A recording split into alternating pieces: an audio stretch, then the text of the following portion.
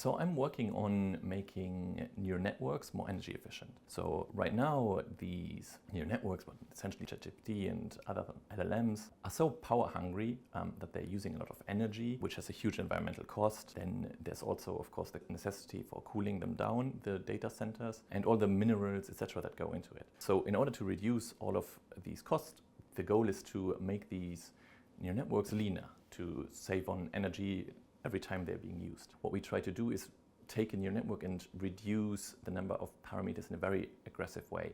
And in comparison to the state of the art, we reduce it by a factor of 1024, meaning the energy cost would be reduced by a factor of 124 roughly.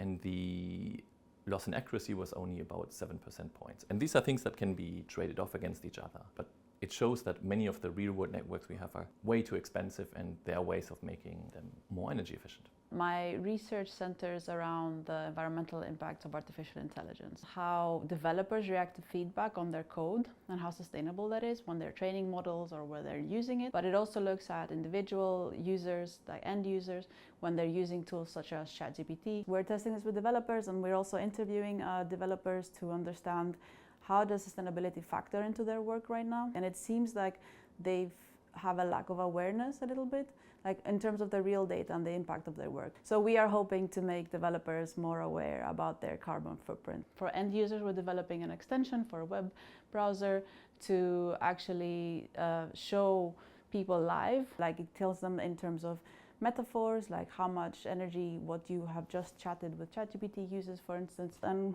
we're trying not to be as prescriptive of what people should be doing with their behavior, but they definitely should be more aware of what's happening.